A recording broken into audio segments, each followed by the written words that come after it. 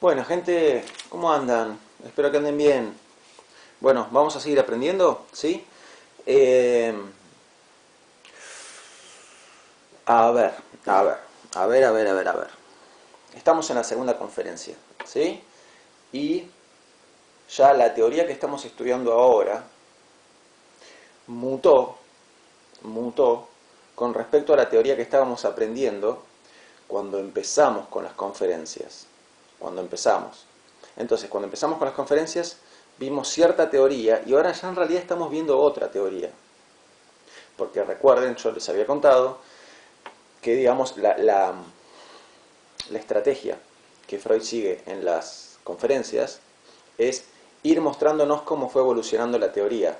Él no arranca las conferencias explicando a su auditorio la teoría psicoanalítica desde el punto de evolución actual que tiene la teoría psicoanalítica en ese momento.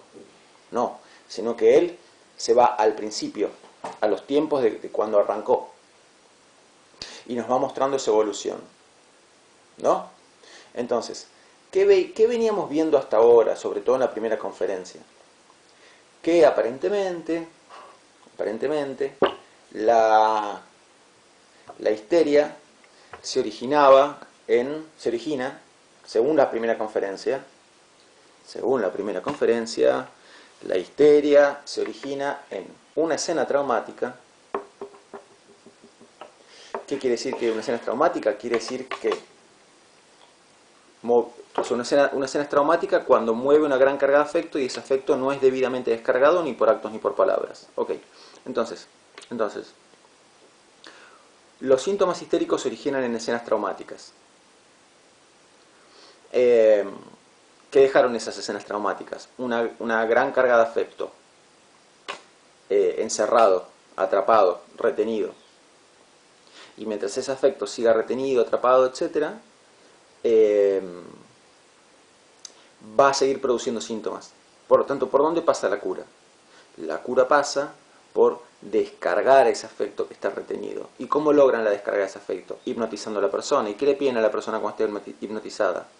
Que hable de esa escena traumática, que conecte, mejor dicho, sus síntomas actuales con la escena traumática, que restituya la conexión asociativa entre sus síntomas actuales y las escenas traumáticas que los causaron.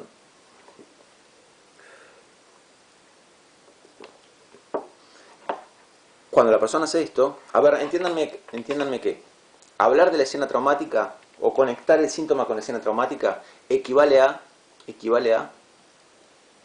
restablecer las conexiones asociativas entre el síntoma y la escena traumática. Pasa que esta última manera de explicarlo, restablecer las conexiones asociativas, es una manera conceptualmente más precisa, conceptualmente más rigurosa. Bueno, si lo podemos explicar así, mejor. Si lo explican de la otra manera,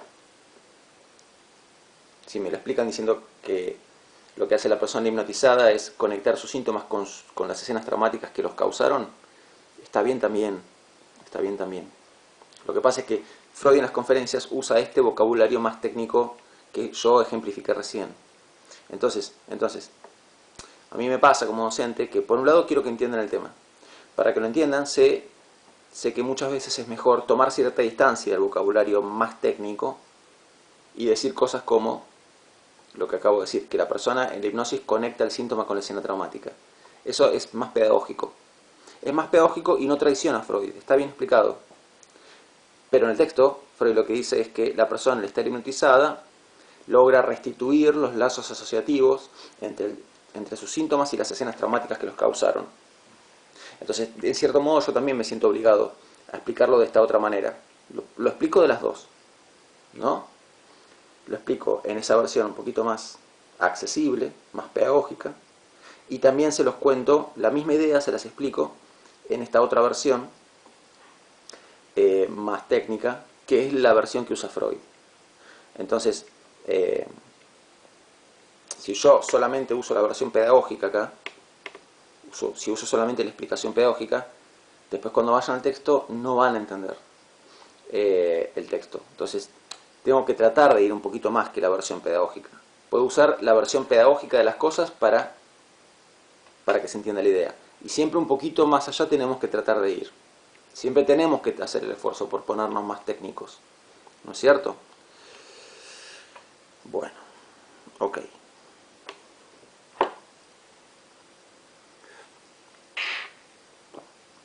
Bueno, esa es la teoría, perdón, tengo un poco de dolor de cabeza.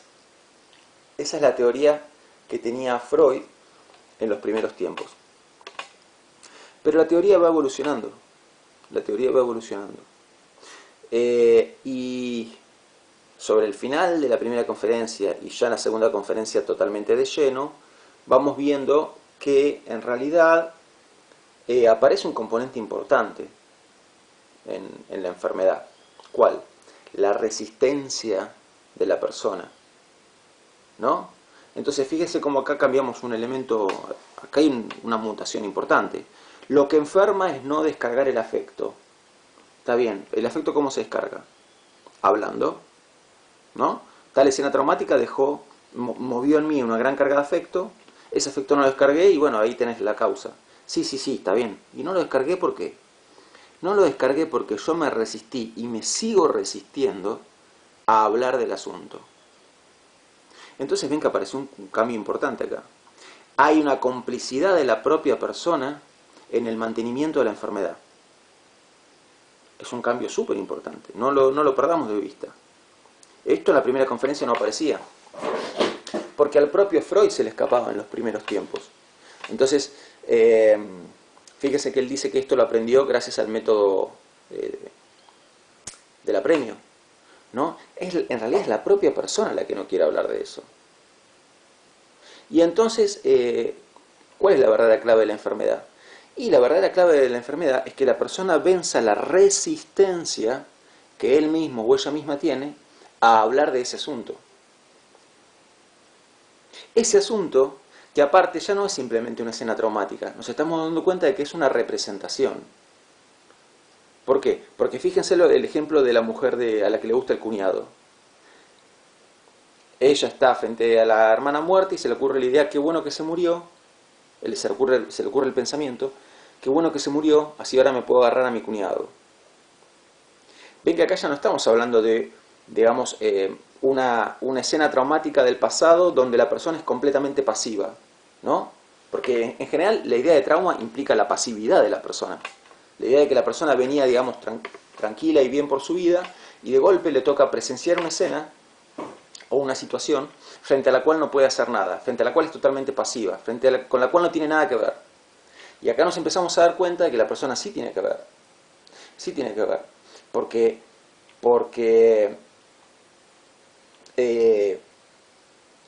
lo que esta mujer reprime es ese pensamiento, qué bueno que se murió mi hermana, así me puedo agarrar a mi cuñado.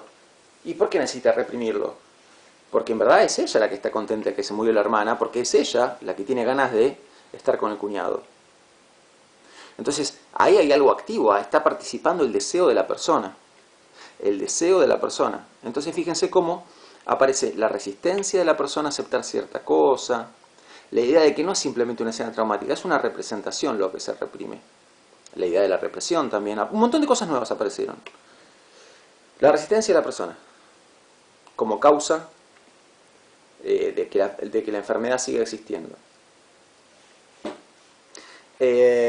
Como causa de que la enfermedad siga existiendo y como causante de la enfermedad en primer lugar, porque la resistencia es las dos cosas. La resistencia es lo que provoca la enfermedad y lo que la mantiene. Volvamos al ejemplo de la mujer a la que le gusta el cuñado. Ella reprime el pensamiento, qué bueno que se murió mi hermana, así me puedo agarrar a mi cuñado. ¿Por qué lo reprime? Porque se resiste a aceptarlo. Entonces, se resiste a aceptarlo, por eso lo reprime, y mientras se siga resistiendo a aceptarlo, va a seguir reprimido, provocándole síntomas. Entonces, la resistencia es la causa de la enfermedad y es lo que mantiene la enfermedad. Apareció, ahí está, el concepto de represión. ¿Qué es el concepto de represión? Es el acto de olvidar voluntariamente una representación, el acto de enviar una representación al inconsciente. Aparece acá el inconsciente. ¿Qué es el inconsciente? Es el conjunto de las representaciones reprimidas, es eso. Cuando una representación está reprimida, ¿por qué está reprimida? Porque el yo se resiste a aceptarla. Una tormenta de nuevos conceptos que están todos intrínsecamente. Les decía, tenemos una tormenta de nuevos conceptos que están todos intrínsecamente conectados. Resistencia, represión. La represión es el acto de olvidar voluntariamente una representación. ¿Y eso qué quiere decir? Quiere decir enviarla al inconsciente. ¿Qué representaciones hay en el inconsciente? Justamente las representaciones que el yo se resiste a aceptar. ¿Por qué se resiste a aceptarlas? Porque son incompatibles con el yo. ¿Por qué? Porque el yo carga con ciertos valores éticos y estéticos, y esas representaciones entran en contradicción con esos valores éticos y estéticos. Entonces lo que está en el inconsciente no está en el inconsciente por casualidad. No está en el inconsciente por casualidad. Iba a decir una cosa que se me olvidó. Bueno, apareció la idea de que, bueno, el yo, empezamos a hablar de golpe del yo. Vimos que el yo es como que habita en una especie de casita que es la conciencia. Y en esa casita el yo solamente quiere admitir representaciones que le resulten tolerables, soportables. Cuando aparece una representación no grata, o sea, intolerable, insoportable para el yo, ¿qué hace el yo? La reprime, le envía al inconsciente. Este inconsciente es lo que llamábamos antes segundo grupo psíquico, ¿no? Lo inconsciente, ahí está, eso es lo que iba a decir. Cuando una representación es reprimida, ¿desapareció? No, no desapareció. Lo que pasó fue que se cortaron los lazos asociativos entre las representaciones conscientes y las representaciones inconscientes. O sea, a ver. Que se cortaron los lazos asociativos quiere decir que, digamos, el yo tiró esa representación a un lugar determinado, y el yo, digamos, prendió fuego el puente que lleva a ese lugar. Que en realidad el puente no está verdaderamente prendido fuego. O sea, o ponele, a ver, si se prendió fuego se puede hacer un puente nuevo, algo así. Porque eso es lo que hacemos en una terapia. Lo que hacemos en una terapia, bien hecha, es el esfuerzo por hablar de esas cosas que tiramos a ese lugar, ¿no? Entonces usen la metáfora que quieran, hacer un puente nuevo, arreglar el puente que rompiste, qué sé yo. Pero el punto es que en una terapia, justamente, lo que uno hace es empezar hablando de estas cosas, que es lo típico que pasa en la terapia, y en algún momento vas a tener que empezar a pasar acá. Y si el puente lo habías roto, vas a tener que hacerlo de vuelta, porque la única manera de curarse es hablar de esto. ¿Vas a querer? No, no vas a querer. Te vas a resistir. ¿Por qué? Porque desde siempre te resistís. Precisamente es a causa de esa resistencia que mandaste esas representaciones a ese lugar.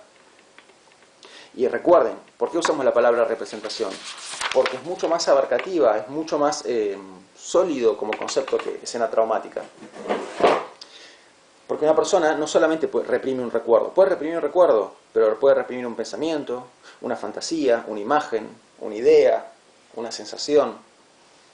Todo eso lo reprime. ¿Sí? No, a ver, reprime eso cuando es insoportable para el yo, intolerable para el yo. ¿Verdad? Bien. Y apareció por acá este elemento del deseo, ¿no? Sobre el cual vamos a volver, porque es un concepto importante. Pero apareció esta idea del deseo. Vamos a hacer una aclaración al respecto. A ver. Porque si no después nos confundimos mucho. El deseo. A ver. Vamos a la mujer a la que le gusta el cuñado. ¿Qué fue lo que ella reprimió? Lo que ella reprimió fue el pensamiento que bueno que se murió mi hermana, así ahora me puedo agarrar a mi cuñado. Y seguramente no reprimió eso solo, seguramente tendría, supóngase, determinada fantasía con el cuñado y determinada otra, 3 o 4 fantasías con el cuñado. Bueno, que seguramente las reprimió también, porque es el esposo de la hermana y la hermana se acaba de morir. Pero digo, ven que muestro esto como ejemplo de pensamiento, un pensamiento que se reprime, que bueno que se murió mi hermana, bla, bla, bla, y después fantasías que se reprimen, ¿no? Y no sé, si en algún momento tuvo un recuerdo donde, si hay en su cabeza el recuerdo de algún momento en el cual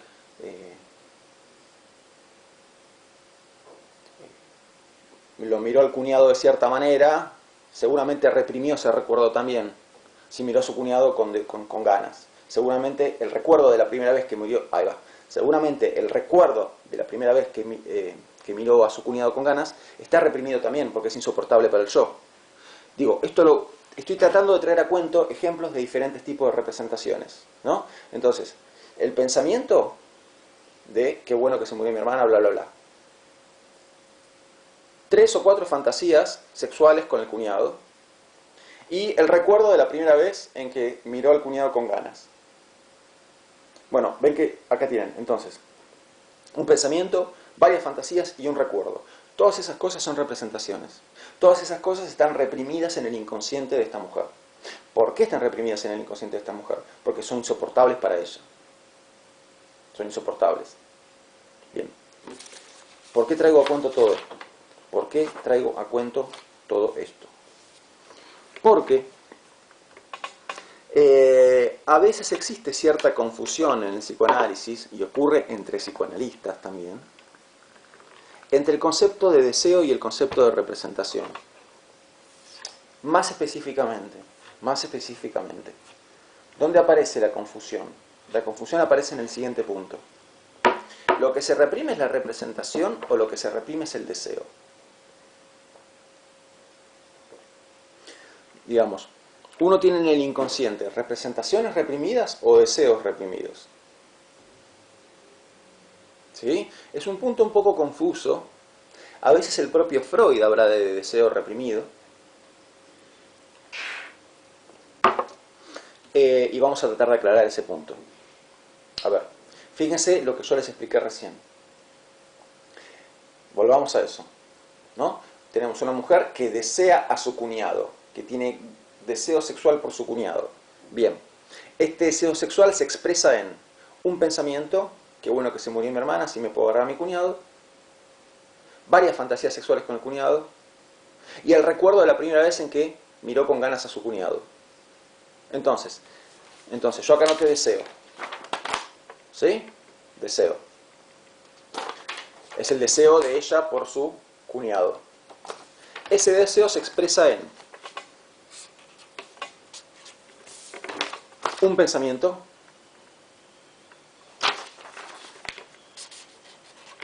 una fantasía, vamos a ponerle F1, fantasía 1, pónganle que tiene 4. F1, F2, F3, F4, son las diversas fantasías sexuales con su cuñado.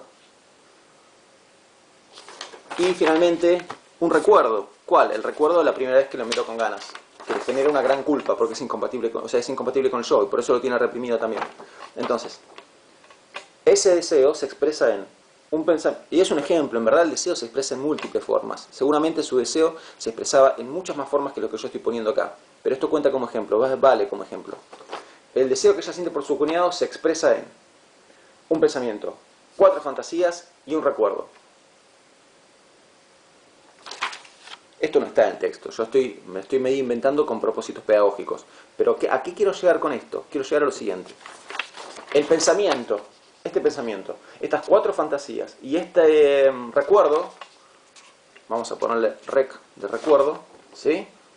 Este pensamiento, estas 4 fantasías y este recuerdo son todos representaciones. Son 6 representaciones diferentes. Bien, son 6 representaciones que expresan un mismo deseo. Entonces, ¿qué es lo que reprime la persona? ¿Reprime el deseo que siente por su cuñado? Ni a gancho lo puede reprimir. No puede reprimir el deseo. El deseo va a seguir estando. Lo que puede reprimir la persona son las representaciones. Entonces, lo que va a parar al inconsciente es esto y esto. Todo eso va a parar al inconsciente. Eso es objeto de la represión. ¿Y por qué la represión es pan para hoy y hambre para mañana? Porque lo que logra, ya lo habíamos dicho la vez pasada, lo que gana el yo al reprimir es evitar el conflicto. Evita el conflicto de tener que aceptar que está contenta porque se murió su hermana, que quiere hacer tal cosa con el cuñado y tal otra cosa con el cuñado y tal otra cosa con el cuñado y tal otra cosa, todas cosas chanchas, y que La primera vez en que le gustó el cuñado fue en tal ocasión y qué sé yo, y el recuerdo ese. Entonces, en verdad no se reprime el deseo. El deseo es imposible de reprimir. Es imposible de reprimir. Lo que se reprime son las representaciones que expresan ese deseo. ¿Y por qué la represión es pan para hoy y hambre para mañana? ¿Por qué no soluciona nada la represión? Porque el deseo va a seguir activo y va a seguir generando nuevas representaciones. ¿Qué destino van a sufrir esas representaciones? Van a ser reprimidas. ¿Pero por qué son reprimidas? Porque la persona se resiste a aceptarlas. El yo se resiste a aceptar esas representaciones. Entonces, en tanto y en cuanto se mantenga la resistencia al yo, va a seguir activo el mecanismo de la represión con ese tipo de representaciones. Entonces, como venimos diciendo, ¿sobre qué hay que trabajar? Hay que trabajar sobre la resistencia del yo, sobre la resistencia al yo. Ahí está la clave. La resistencia es lo que produjo la enfermedad y es lo que mantiene la enfermedad. Las dos cosas, ¿no? Entonces la verdadera cura está en vencer la resistencia. Vencer la resistencia. ¿La hipnosis permite vencer la resistencia? No, porque lo que permite la hipnosis es que la persona pueda hablar de estas cosas, pero la persona está hipnotizada, está en un trance hipnótico, no está luchando por vencer su resistencia, la persona está en un trance, entonces no se trabaja sobre la resistencia, no aparece la resistencia en la hipnosis. Y el método del apremio, y qué sé yo. A ver, el método del apremio tiene la ventaja que tiene sobre la hipnosis es que hace aparecer la resistencia, aparece, está ahí presente. La persona claramente no quiere hablar de eso, ¿no? Se le pide que hable y más se resiste a hablar. Lo que pasa es que es un método que por diversas razones es inviable, ya lo vimos. Y entonces, ¿con qué método nos tenemos que quedar? Necesitamos un método que haga aparecer la resistencia para poder trabajar sobre ella y vencerla, ¿no? Porque la resistencia en última instancia es la resistencia a este deseo. La persona no se quiere entender con este deseo. Entonces, ¿qué reprime? Todas las representaciones que expresan dicho deseo. Entonces, la raíz está en que la persona no quiere saber nada con esto que le pasa, ¿no? Y la clave de la terapia va a estar en entenderse mejor con el deseo. Pero la persona no quiere entenderse mejor con el deseo. ¿Y qué hay que hacer? Hay que hacer que aparezca ese no querer entenderse con el deseo, o sea, esa resistencia. Necesitamos un método, repito, que haga aparecer la resistencia, para que la propia persona se arremangue y empiece a vencer esa resistencia que emana de él mismo o ella misma. ¿Cuál es ese método? Bueno, muy pronto no sé, pero ya lo vamos a ver. Cada vez falta menos. ¿Ok? Bien. Bueno. Madre Santa.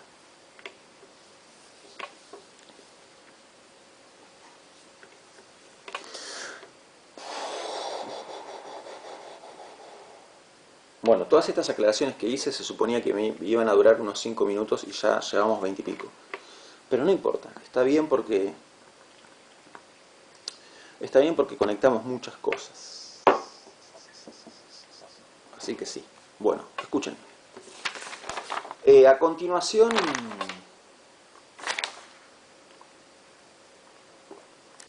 de contarnos el ejemplo este de la mujer a la que le gustaba el cuñado, Freud plantea una metáfora que es muy clara, me gusta mucho a mí, sobre qué relación hay entre la represión y el síntoma y el yo y el inconsciente y la conciencia. Él plantea una metáfora, ¿no? Que es muy didáctica, una metáfora que nos ayuda mucho a entender cómo se conectan todos estos conceptos: represión, inconsciente, yo, resistencia, síntoma, etc. Bueno, y la metáfora que él plantea es la siguiente.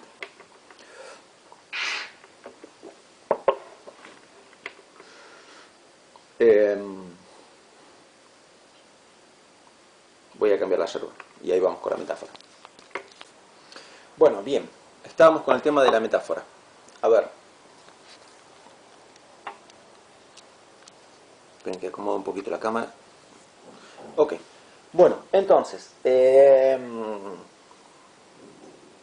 Primero recordemos que cuando explicamos algo a través de una metáfora, lo que decimos, obviamente no hay que tomarlo de manera literal, sino que es una manera figurativa de explicar algo. Es como explicar algo. Una metáfora consiste en explicar algo a través de una imagen, ¿no? A través de una imagen.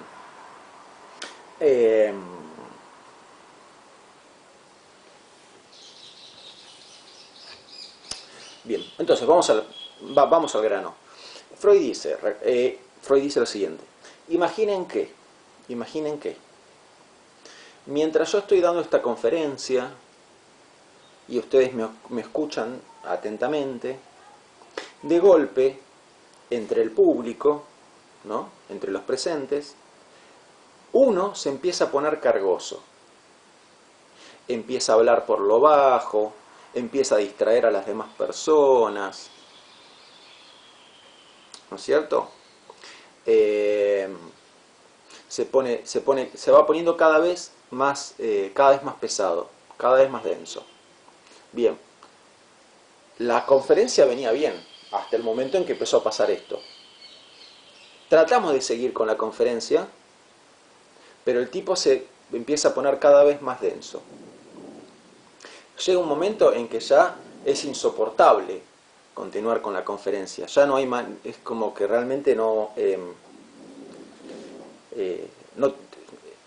hay que hacer algo al respecto. Digamos, pongámoslo así, hay que hacer algo al respecto porque es demasiado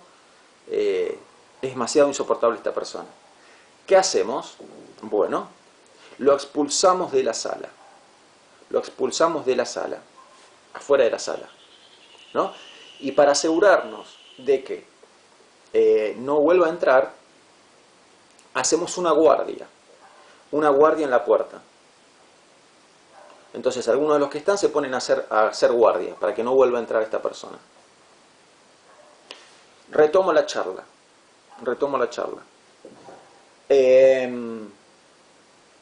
Sigo explicando. Parece que viene todo bien. Parece que nos liberamos de esta persona. Pero de golpe, esta persona que está del otro lado de la puerta empieza a gritar para que lo dejemos pasar. Y empieza a golpear la puerta. Y empieza a hacer ruido, porque no se quiere quedar afuera de la sala. Y hace cada vez más ruido y grita cada vez más fuerte.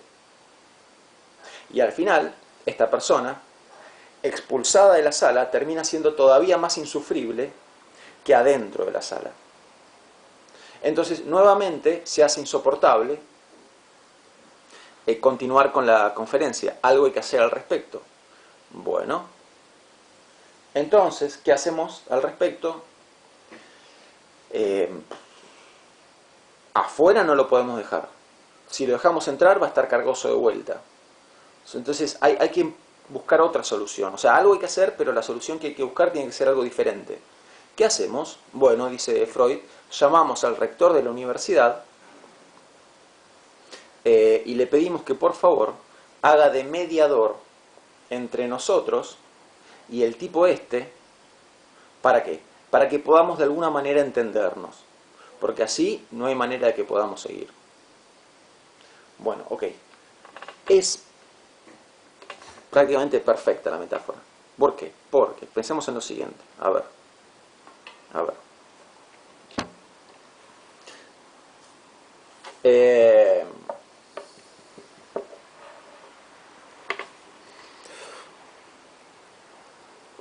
Uno podría decir, Freud es acá como la metáfora del yo, ¿no? La metáfora del yo.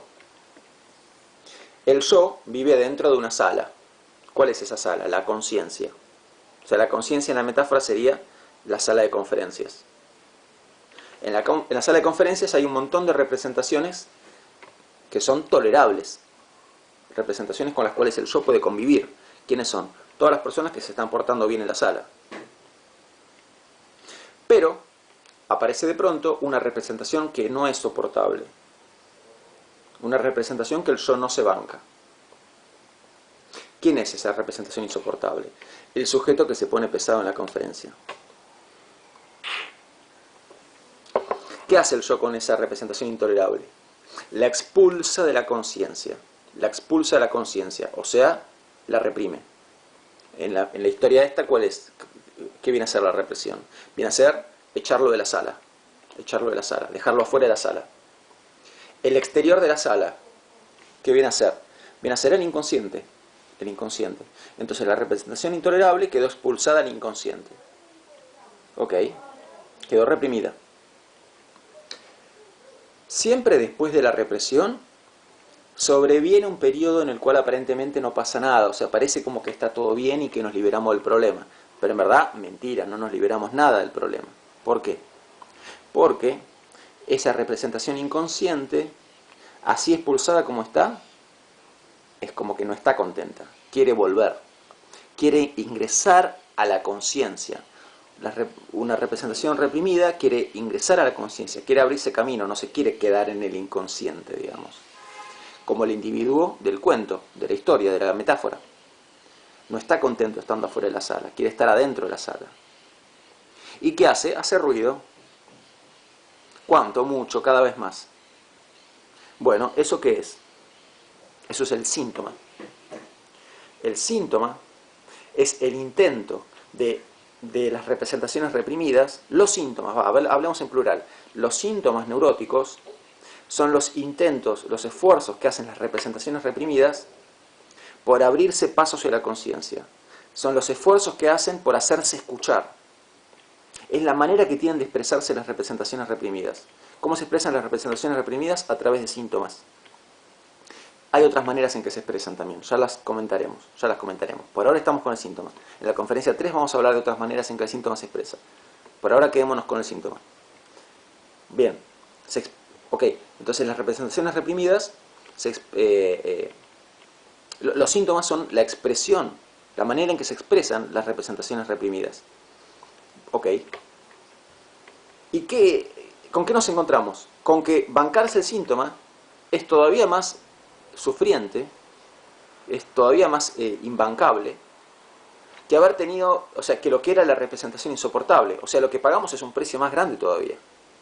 Porque es más el sujeto este pesado en el cuento es más imbancable cuando está expulsado que lo imbancable que era cuando todavía estaba dentro. Y estando afuera se pone más y más y más imbancable. Y llega un momento en que algo hay que hacer al respecto. ¿Que esto es metáfora de qué? Es metáfora de lo que pasa cuando la persona ya no se banca sus síntomas. Porque esto pasa con todo neurótico. En general un neurótico no se va a atender, no bien empieza a tener síntomas, sino que trata de bancárselos. Y cuando ya no se los puede bancar porque sus síntomas ya no le dejan vivir, entonces, ¿qué hace? Busca una terapia. Bien. ¿Cuál es la terapia en esta metáfora? Es la decisión de hacer pasar a ese sujeto que está expulsado para tratar de entendernos con él. Bien, ¿y qué necesitamos para entendernos con él? Porque ya sabemos que, digamos, uno a uno no nos podemos entender, está comprobado. ¿Qué necesitamos? Necesitamos un mediador. En el cuento el mediador es el rector de la universidad. En la vida real, ¿cuál es ese mediador? El psicoanalista. ¿No? Y fíjense que Freud comenta que ¿por qué elegimos al rector de la universidad? Porque confiamos en él. Confiamos en que él va a lograr que nos entendamos mejor con el sujeto que fue expulsado. Es lo que uno hace con su terapeuta. Uno deposita confianza en su terapeuta. Por algo elegimos a esa persona, ¿no? Entonces confiamos en que esa persona nos va a ayudar a entendernos mejor con esas cosas que tenemos con las que no nos podemos entender y que provienen de nosotros mismos, provienen de uno mismo, ¿no es cierto? Bien. Y la guardia que se hace para impedir que el sujeto vuelva a entrar en el momento que se le expulsa, vieron que yo les había comentado que se pone... Bien, les estaba diciendo que vieron que en la metáfora aparece, en la metáfora ponen ciertos individuos a hacer una guardia para garantizarse que el sujeto expulsado no vuelva a entrar en la sala. Bueno, eso sería metáfora de la resistencia, ¿no? Porque el yo no quiere que las representaciones reprimidas ingresen nuevamente en la conciencia. Pero así es como la situación se va haciendo cada vez más insoportable, porque el sujeto expulsado cada vez hace más ruido, o sea, la representación reprimida va haciendo cada vez más ruido, ¿no es cierto? Entonces, ¿qué hay que hacer? Hay que tomar la decisión de dejarlo entrar en la sala al sujeto expulsado, o sea, de admitir nuevamente en la conciencia esa representación reprimida. ¿Y qué es admitirla en la conciencia? Admitir en la conciencia es hablar de ella. Admitirla en la conciencia es restablecer los lazos asociativos. Descargar a través de palabras el afecto retenido. Es todo lo mismo, ¿no? Pero esto lo hacemos únicamente si estamos en presencia de una persona en la cual tenemos confianza depositada, que es el analista. En la metáfora, el rector de la universidad. ¿Verdad? Bien, muy bien, muy bien. Bueno, nos falta hablar de dos cosillas para cerrar segunda conferencia. A ver. Upa. Uno es el concepto de formación, una de esas cosas, perdón, es el concepto de formación sustitutiva, que es importante porque vamos a volver y volver y volver sobre esto, ¿no es cierto? Entonces,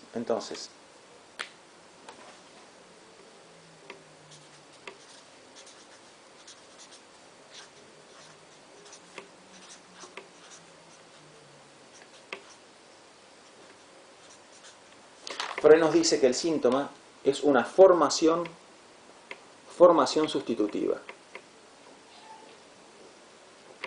¿Qué quiere decir que el síntoma es una formación sustitutiva? Quiere decir que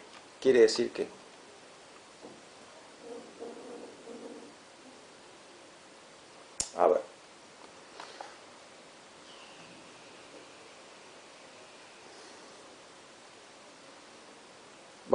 Vamos a representarlo de la siguiente manera.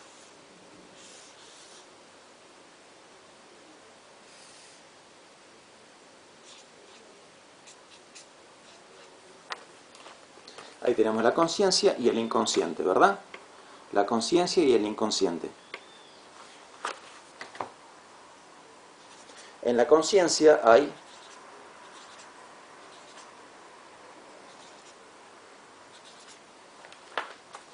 montones de representaciones. ¿Qué representaciones hay en la conciencia? Montones no. Oh Dios. Bueno, iba a hacer una aclaración, pero la aclaración que iba a hacer la dejamos para cuando lleguemos a la segunda tópica. Por ahora, digamos tranquilamente que hay montones de representaciones y listo. Listo, está, listo. Ignoren ese momento en que me agarré la cabeza y dije, no, qué sé yo. Bueno, ignórenlo, ¿sí? Hay una cosita que hay que corregir acá, pero ignórenla y cuando lleguemos a primera y segunda tópica, ahí lo corrijo. Falta mucho para eso. Por ahora tomen esto como se los explico.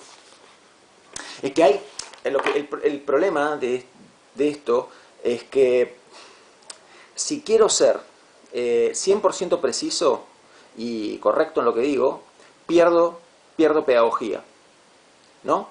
Entonces, es más pedagógico, ¿no?, ir manteniendo un hilo conductor y cierta fluidez en la explicación. Si yo quiero ser correcto 100% en lo que digo, 100% fiel a la teoría, tengo que hacer aclaraciones, pausas y aclaraciones con cada cosa que voy explicando. Bueno, lo puedo hacer hasta un punto, pero si lo hago realmente todo el tiempo, entonces deja de ser pedagógico mi discurso. Si para cada cosa que digo me detengo y hago todas las aclaraciones correspondientes, pierde pedagogía mi discurso, ¿no? Entonces, en este caso vamos a optar por hacer un lado lo que yo iba a decir y continuar. Y dejo para más adelante la aclaración. Esto es parte de la docencia igual, ¿eh? A ustedes les va a pasar. supóngase, qué sé yo, el día de mañana, están queriendo enseñarle la vertical a alguien, y a alguien que no puede mantener el equilibrio ni un segundo, ni uno. Bueno, un día lo hace y logra mantener el equilibrio por un segundo, por 2 segundos. ¿Sí? ¿Y cómo hace la vertical? Y toda chanfleada, qué sé yo, todo en forma de banana, no sé. Bueno, pero el punto es, en el momento que le van a decir, bien, bien. Bueno, bien, bien, no, bueno, bien no. O sea, hay que corregir esto y lo otro. Pero si en el momento se pone a corregir todo eso, ¿no? Estás perdiendo de lo que te estás perdiendo es de que se afiance lo que se logró hasta ahora. ¿Qué se logró hasta ahora? Y que mínimamente el centro de gravedad recaiga sobre la base de apoyo, que es lo que hace falta para el equilibrio. Después corregís más cosas, ¿no? Entonces esto es un poquito lo que estoy haciendo yo ahora. Bien, continúo. Entonces, iba a hablar de... del síntoma como formación sustitutiva. Entonces, ustedes tienen en la conciencia un montón de representaciones y que hay en el inconsciente aquellas representaciones que son intolerables.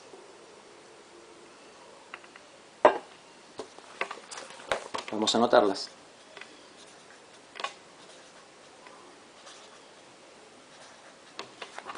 ¿No? Bien. Sí, acá si quieren pueden poner RT. RT de representación tolerable, representación tolerable, representación tolerable. Bueno, y las intolerables van a parar al inconsciente. ¿Ok? Bien. Ahora. Imaginemos que esta representación intolerable, la del medio, ¿sí? Quiere, como toda representación intolerable, abrirse camino hasta la conciencia. Quiere hacerse consciente. Como en la metáfora, que teníamos ese tipo que había sido expulsado y no quería quedarse afuera de la sala, quiere volver a entrar y hace ruido para volver a entrar. Bueno, lo mismo va a pasar con esta representación intolerable. Y con las otras también, bueno. Pero a ver, ocupémonos de esta. Ven, ahí yo también tenía que hacer una aclaración. Todas las representaciones intolerables quieren hacerse conscientes. Lo dejamos a un lado. Bien. Entonces, ¿qué va a pasar? Va a pasar, ven que acá represento con flechas, el esfuerzo de la representación intolerable por llegar a la conciencia. Pero, ¿va a llegar a la conciencia sí o no? Medio que sí, medio que no. ¿Por qué? Porque en verdad, en la conciencia no se la admite así tal cual es. Tal cual es insoportable para el yo. En la conciencia, recuerden que el que vive es el yo, ¿no? Entonces, ¿qué va a tener que pasar para que esto se logre hacer consciente? Para que logre ingresar a la conciencia, va a tener que disfrazarse. Porque así como viene, no va a ser admitido. Ahora, si se disfraza, va a lograr ingresar a la conciencia. Entonces, imagínense que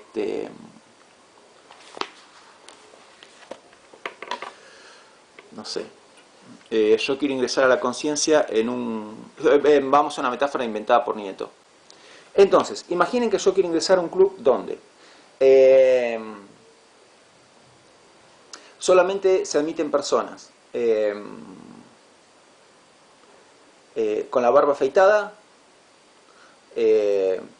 con un bigote, hay que tener bigote, ¿no? Y hay que tener el pelo peinado con jopo, con un jopo. Bueno, entonces, con esta barba impediría que yo entre. Tener el bigote afeitado impediría que yo entre. Y aparte, la cantidad de pelo que tengo ahora no me alcanza para un jopo. ¿Qué tengo que hacer yo para ingresar a ese club? Es un club donde la gente, digamos, detesta el dueño del club, el presidente del club, que está siempre ahí, siente repugnancia por la gente que no se afeita la barba, que no se deje el bigote y que no se peina con jopo. Entonces yo para ingresar tengo que cumplir con esos requisitos. Bien. ¿Y qué pasa? ¿Con mi nariz hay algún problema? Es indiferente. ¿Con mis orejas hay algún problema? Es indiferente. ¿Con mi color de pelos? es indiferente. ¿Cómo estoy vestido? No, es indiferente. El punto es que acá hay que cumplir con ese requisito. Bueno, entonces, ¿qué hago? Me disfrazo de lo que el dueño del club quiere ver. Entonces, me pongo una peluca con jopo, me pongo un bigote postizo y me afeito la barba. Bien, ¿sigo siendo Pablo Nieto? Sigo siendo Pablo Nieto, sí.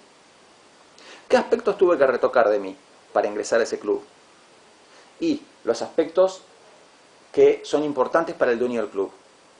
¿Y el dueño del club tiene algún drama con tener la nariz medio grande como yo? No. ¿Tiene algún drama con el color de pelos? ¿Algún rollo en particular con eso? No.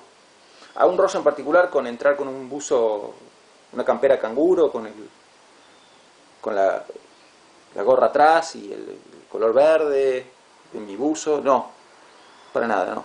Pero sí tiene un rollo muy particular con el tema de la barba, el bigote y el pelo. El pelo tiene que tener jopo, porque no se banca el pelo que no tiene jopo. Hay que tener bigotes, no se banca la gente que se afeita el bigote. Y la barba, no hay que tener barba. Siente asco por la barba. Bueno, entonces yo retoco, para poder ingresar al club, retoco aquellos aspectos de mí mismo que causan repugnancia al dueño del club. Y de esa manera, ¿qué logro? Logro ingresar al club. Paso, está el patovica, me ficha y me dice, pasa capo. Ingreso. Bien, ¿logré ingresar? Sí. Entonces, ¿por qué decimos que el síntoma es una formación sustitutiva? Porque esta representación intolerable, para ingresar a la conciencia, va a tener que hacer lo que yo hice para ingresar a ese club. O sea, va a tener que retocarse, disfrazarse, cambiar algunas cosas de su aspecto, para ser admitida en la conciencia.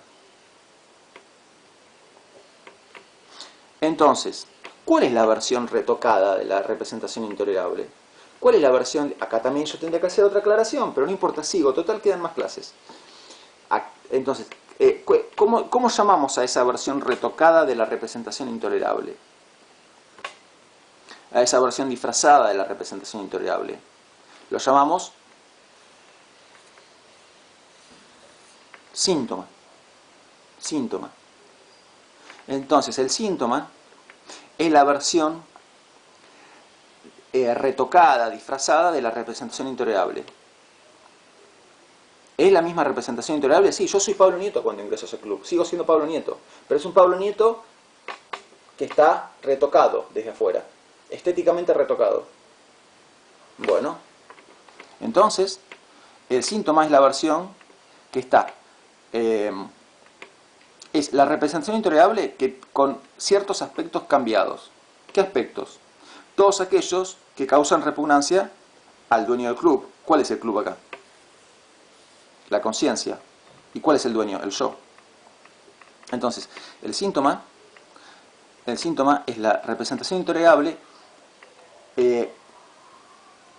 pero modificada, o sea, retocada en todos aquellos aspectos que el yo no acepta. Y cuando hablamos de retocada en todos aquellos aspectos que el yo no acepta, ¿a qué nos referimos? ¿Nos referimos a qué? La representación intolerable había sido rechazada por el yo porque entraba en conflicto, recuerden, con valores éticos del yo y valores estéticos del yo.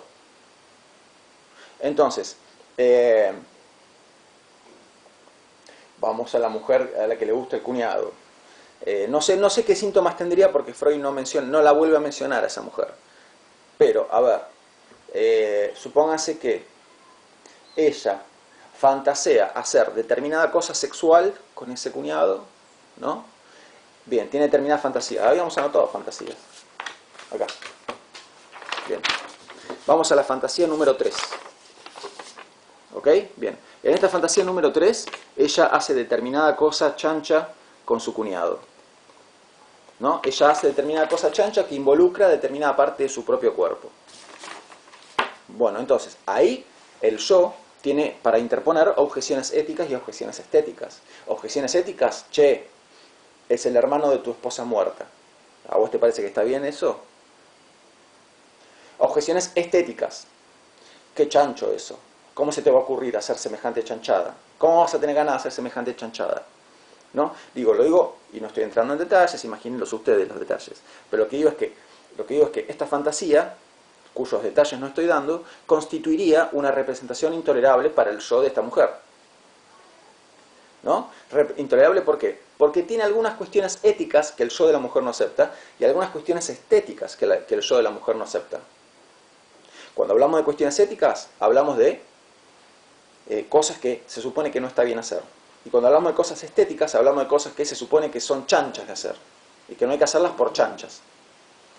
Bueno, entonces, esta representación es reprimida. ¿Va a estar contenta estando reprimida? No.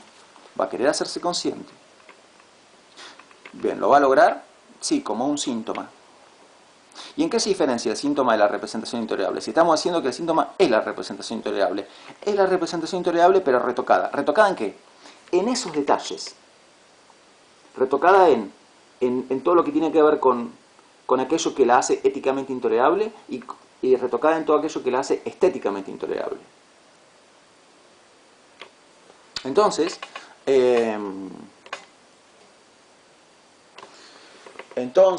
esta mujer va a tener probablemente, qué sé yo, es como difícil ejemplificar.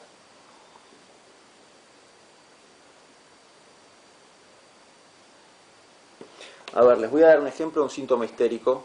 Pasa que en vez de ponerme a inventar un síntoma con esta mujer, vamos a ir a un síntoma que yo conozco y que es muy famoso para todos los que estudian psicoanálisis, que es la tos de Dora. A ver, así se va a entender un poquito mejor. Les voy a hablar de Dora. Dora. ¿Sí? Dora me va a ayudar a que se entienda lo que quiero decir. Bueno, les cuento brevemente lo que pasaba con Dora. Dora tenía un padre, el padre tenía un amigo y el amigo del padre tenía una esposa. ¿Verdad? Bien. Como saben, siempre que un psicólogo habla de un paciente, tiene que ocultar la identidad del paciente.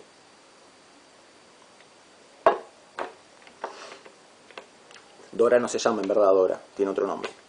Entonces, tenemos a Dora, tenemos al padre, tenemos al amigo del padre. ¿Qué nombre le pone Freud al amigo del padre? Señor K. ¿Y qué nombre le pone a la esposa del amigo del padre? Señora K. ¿Ok? Dora, padre, señor K y señora K.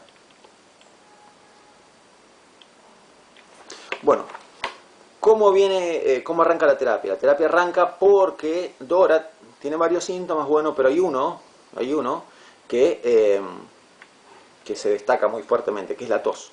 Dora está tosiendo. A Dora ya le hicieron los exámenes clínicos correspondientes y, digamos, no hay ninguna causa orgánica que pueda explicar esa tos. Entonces esa tos evidentemente tiene un origen psicológico. Y como tiene un origen psicológico, el padre la lleva a que se atienda con Freud. Porque Freud es psicoterapeuta, ¿no es cierto? Y Dora, ¿qué es lo primero que le cuenta? Tan prontito como el padre la deja en el consultorio y se va. Dora le cuenta a Freud: mire ese doctor Freud, yo le voy a contar lo que en verdad pasa. Mi padre dice que se preocupa por mi salud y que me trae a mí acá porque está preocupado por mi salud, supuestamente. Bueno, eso es todo mentira, doctor Freud. En realidad lo que pasa es que mi padre, dice Dora, quiere hacer cosas indebidas con la mujer del amigo. ¿Y qué necesita para eso? Necesita sacarse de encima a la hija y mantener entretenido al amigo. Entonces, ¿qué hace? Dice que se tiene que ir a hacer algo y le pide a su amigo. Dora, les cuento que Dora tendría, no sé, 20 años, una cosa así. Entonces, le pide al amigo que por favor se quede cuidándome, ¿no? Entonces el amigo, con el amigo de mi papá me lleva a pasear por el lago, qué sé yo, ¿no? Pero el punto es que fíjese cuánta hipocresía, doctor Freud, porque a mi padre no le importa mi salud, lo que quiere es acostarse con la mujer del amigo, y lo que hace es entregarme al amigo con tal de ir a hacer sus cosas con la señora K, con la mujer del amigo, ¿no? Entonces Freud escucha, y bueno, como todo buen psicoanalista, lo que Freud se pregunta es: Acá no habrá gato encerrado, digamos, no habrá algo que Freud no está queriendo confesarme a mí, y no me lo está queriendo confesar porque ante todo no se lo confiesa a ella misma. O sea, ¿no tendrá Dora una representación intolerable que ella misma no quiere admitir? Y recordemos que el síntoma de Dora, el principal, era la tos. Entonces, analizando a Dora, Freud llega a la conclusión de que, en verdad, a Dora le gusta el señor K, le gusta, y Dora tiene fantasías sexuales con el señor K, pero su yo siente rechazo a esas fantasías sexuales. Entonces las tiene reprimidas, ¿no? Y particularmente ella, según Freud, ella tiene una fantasía de sexo oral, de hacerle sexo oral al señor K. Y como a ella, como a su yo, le repugna tener esta fantasía, su yo se resiste a aceptar esta fantasía, ¿qué hace? La tiene reprimida la fantasía. Pero, ¿qué hace esa fantasía? Busca hacerse consciente. ¿Y cómo lo logra?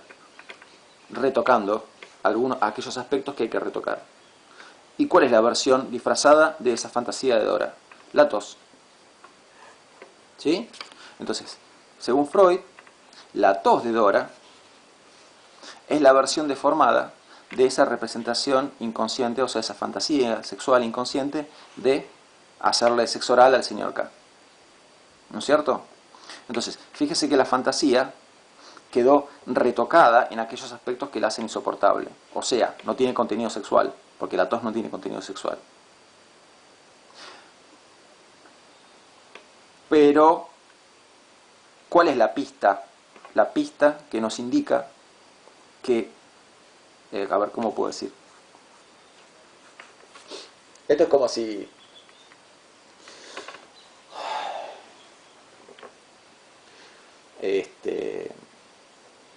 si no sé, que queremos disfrazar a alguien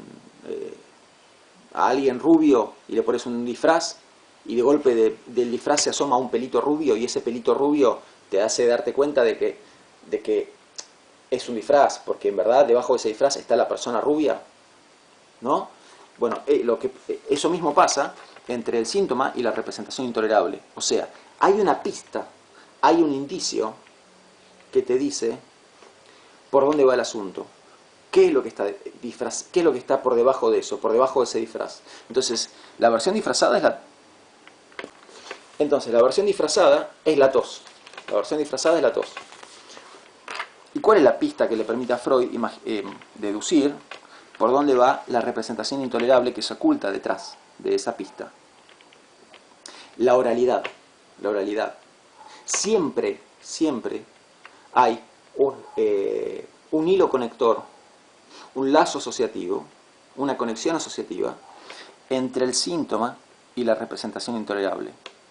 Hay un común denominador, y ese común denominador es la oralidad, la boca. ¿No es cierto? Entonces, la boca desapareció. ¿Fue retocado también el tema de la oralidad? No, eso no fue retocado. ¿Por qué? Porque de por sí no es intolerable. Lo intolerable para el yo de Dora es qué hace con la boca. Bueno, lo que quiere hacer, eso es lo que realmente quiere hacer, eso es lo que hay que retocar. ¿Cómo lo retoca? Lo disfraza de tos. O sea, ¿a qué estoy queriendo llegar? ¿A qué? La representación intolerable, para ingresar a la conciencia, debe ser retocada. ¿Pero debe ser retocada en su totalidad? No, debe ser retocada únicamente en aquellas cosas que la hacen insoportable para el yo. ¿Y qué la hace insoportable para el yo? Determinados aspectos éticamente inaceptables para el yo y determinados aspectos estéticamente inaceptables para el yo. Entonces, modificada en esas dos cuestiones, ya se vuelve aceptable para el yo. Y es lo que pasa con la fantasía de Dora, ¿no? Una vez que se la modifica en sus aspectos inaceptables para el yo, logra abrirse paso a la conciencia.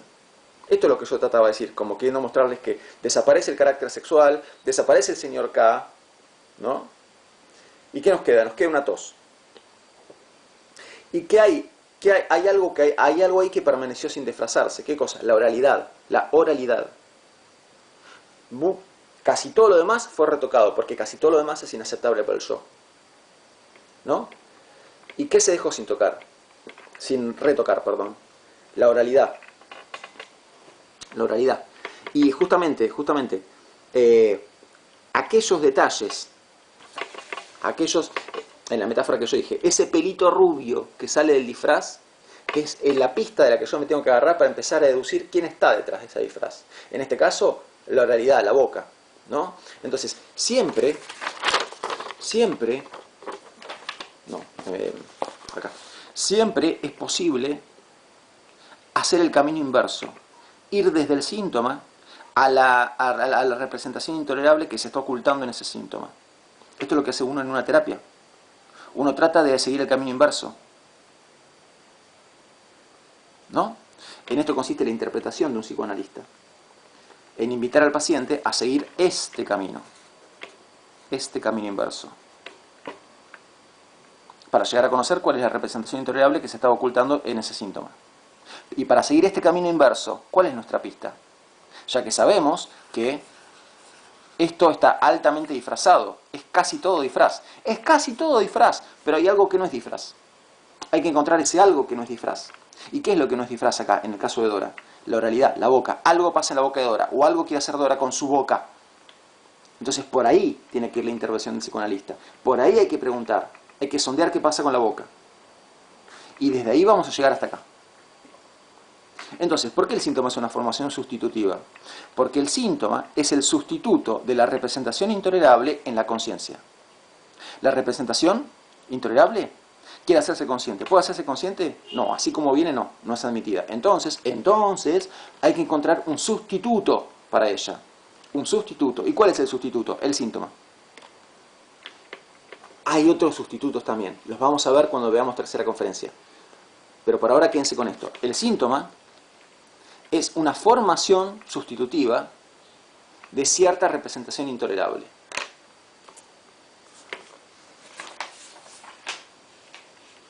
¿No es cierto? Y siempre entre el síntoma y la representación intolerable hay algún común denominador, hay un lazo asociativo, hay una conexión, hay algo, hay un hilito del cual podemos tirar para llegar a lo que está.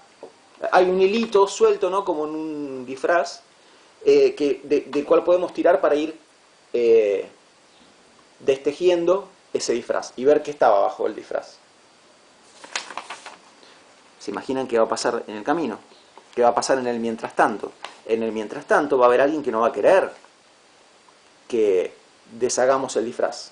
¿Y quién es? La propia persona. El propio yo. Y si el yo manifiesta resistencia, eso constituye un indicador para el psicoanalista de que estamos yendo por el camino indicado. ¿Por qué? Porque si no estuviéramos yendo por el camino indicado, el yo no tendría ninguna resistencia que ofrecer. Pero como estamos tirando del hilo justamente por donde tenemos que tirar, nos estamos acercando progresivamente a esto. Nos estamos acercando cada vez más a esto. Y entonces, ¿cuál es el indicador de que nos acercamos cada vez más a eso? La resistencia al yo, que va cada vez más en aumento. Eso indica que estamos yendo por el camino por donde tenemos que ir. Más vale que en última instancia, la persona que decide bajar o no bajar la resistencia es el yo. Ahí sí que el psicoanalista no puede hacer nada. Porque la resistencia es de la propia persona. El analista no puede bajar la resistencia por el paciente. Ahí es él mismo el que tiene que bajar la resistencia, el que tiene que vencer su resistencia. Porque es de él o de ella la resistencia.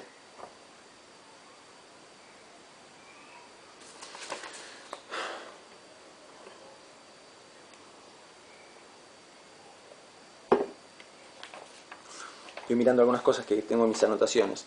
Freud dice que es un verdadero trabajo vencer la resistencia. Yo lo creo que es un trabajo. Hay que sudar la gota gorda. Una buena,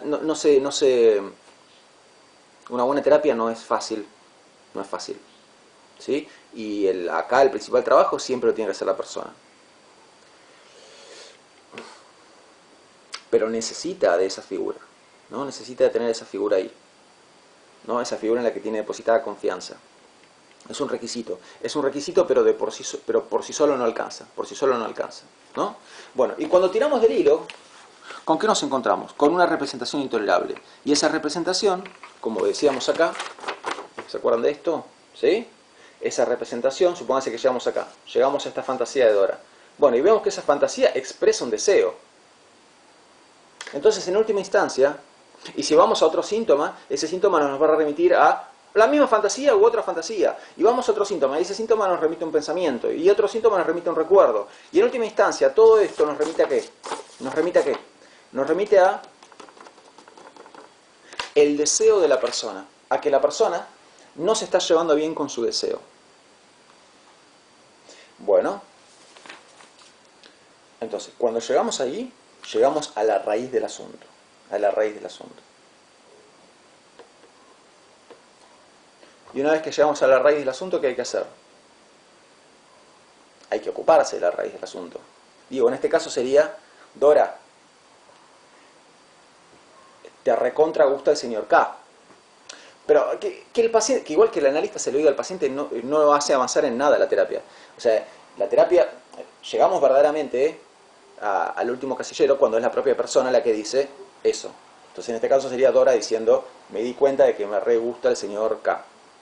Supónganse, ¿no? Bueno, cuando llegamos a este punto de la terapia, hay que ver qué hacemos con eso. Hay que ver qué hacemos con el deseo, ¿no? Este es el último casillero, pero todavía estamos dentro de la terapia. Cuando salimos del último casillero, ahí salimos de la terapia. Pero este es el último casillero de la terapia. ¿Cómo salimos de este último casillero? Bueno, ahí Freud nos cuenta que hay que para él hay tres salidas posibles, tres maneras diferentes de salir de la terapia, ¿no? Tres maneras diferentes de salir de la terapia. Bien, se los cuento primero con una, después otra, después otra. Pero no es que haya un orden ni nada que se le parezca, no hay ningún orden acá, ¿sí? Vamos con la primera que él menciona. Convencer al enfermo de que el deseo que en su momento rechazó no merecía ser rechazado. O sea, lograr que la persona acepte ese deseo, simplemente, ¿no? O sea, reconciliar a la persona con su deseo. Lograr que la persona baje la guardia y se amigue con su deseo. Y, ¿por qué no?, busque satisfacerlo. Si no hay nada, si nada obsta, si no hay ninguna objeción al respecto, entonces, ¿por qué no va a poder la persona reconciliarse con ese deseo y darle para adelante con ese deseo? Sería una posibilidad, ¿no? Ahora, ¿qué pasa si el deseo que encontramos es un deseo que es éticamente objetable? Éticamente objetable. Y esto podría pasar. ¿Por qué no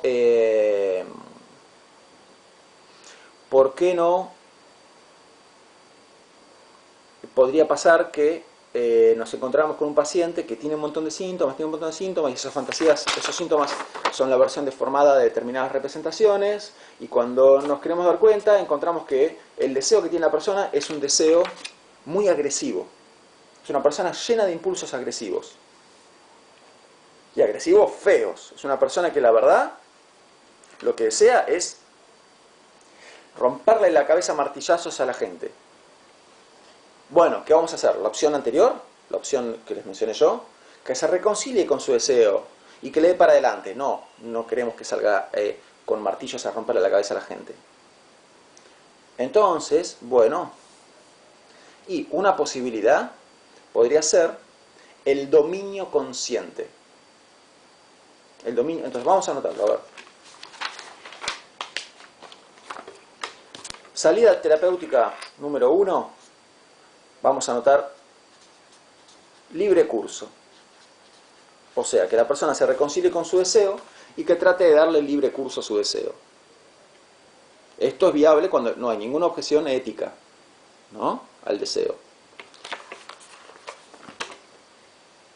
Como vale que después hay que ver cómo le va, ¿no es cierto? O sea, la persona puede estar reconciliada con su deseo y salir de la terapia sintiéndose amigado o amigada con su deseo y diciendo, dale, cumplámoslo. Bueno, pero después hay que ver cómo le va, si la realidad lo ayuda a cumplir ese deseo, ¿no? Pero eso ya no es trabajo del psicoanalista, eso ya Depende de cómo le vaya a cada uno en la vida. Bien, entonces, 1, libre curso. 2. Entonces, ¿qué puede pasar con la opción 1, libre curso? Que el deseo que la persona tiene sea éticamente objetable. Éticamente objetable. Entonces, consideremos la opción 2. Dominio consciente. Dominio consciente. ¿Y qué quiere decir esto? Quiere decir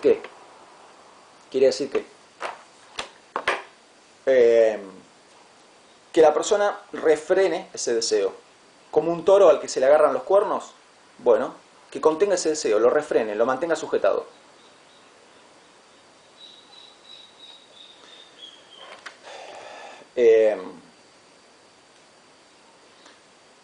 Obviamente acá la objeción que uno le podría hacer al propio Freud es: che, Freud, pero si la persona tenía deseo de agarrar un martillo, salir a romperle la cabeza a la gente con el martillo y cortarle los brazos con serruchos y clavarles destornilladores en la espalda, entonces en verdad no está bueno que se haya atendido, no está bueno que ese deseo se haya hecho consciente. ¿Qué va a decir Freud?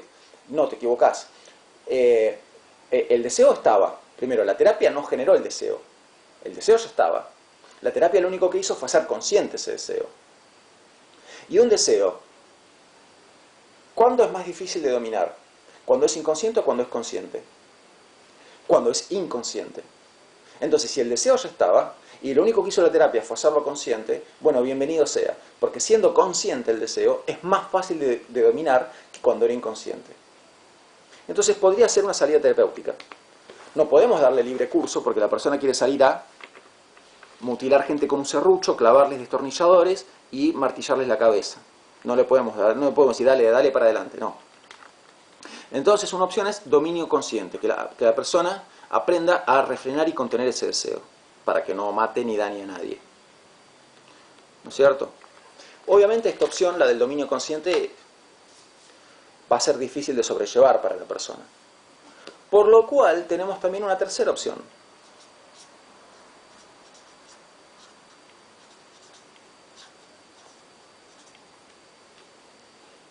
Y la tercera opción es la sublimación.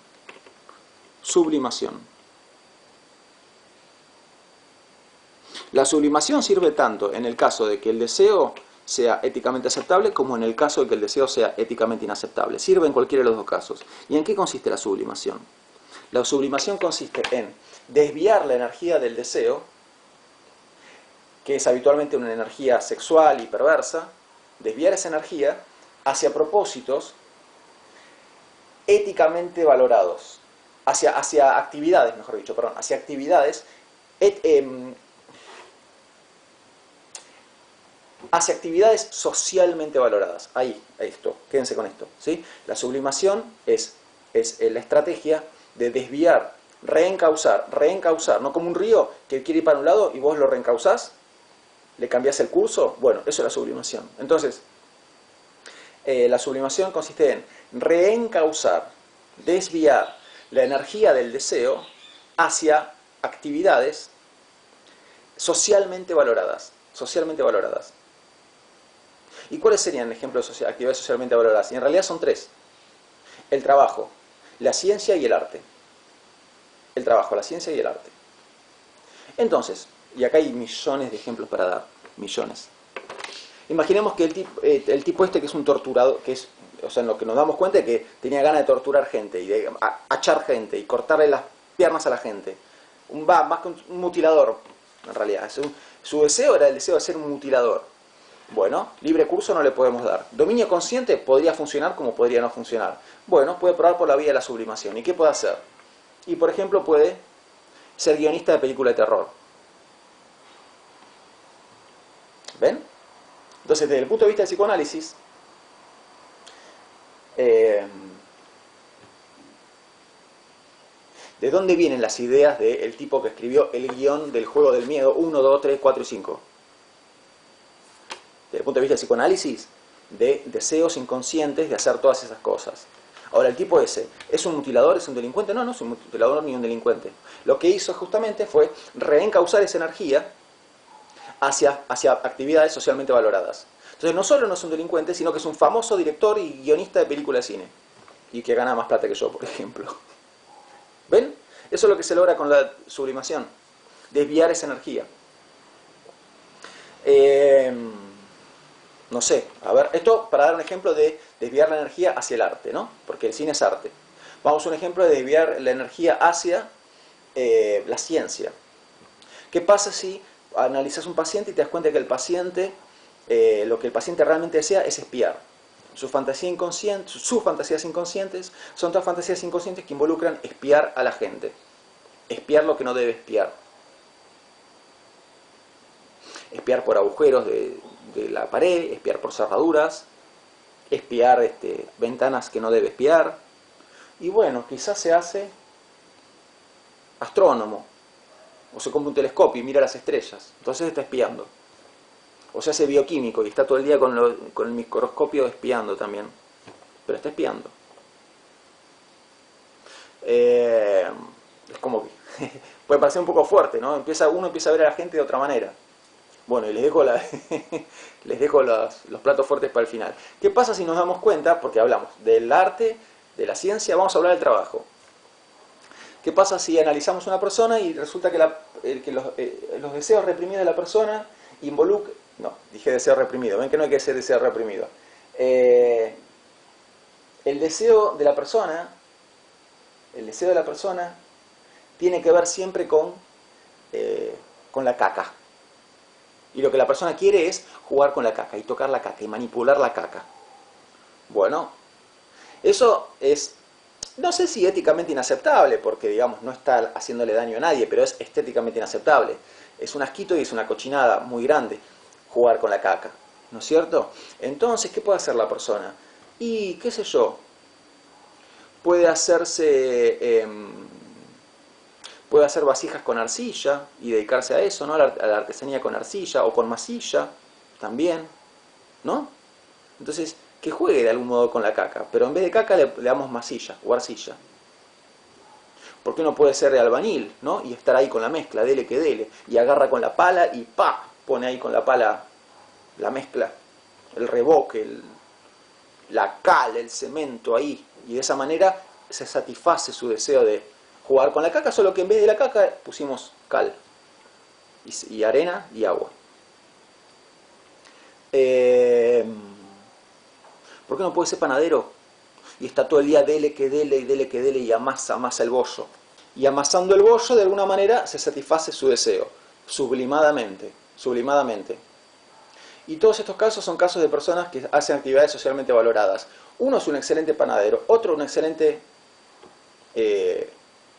albañil, otro un excelente artesano, el otro un excelente bioquímico, un excelente astrónomo y un excelente director de cine.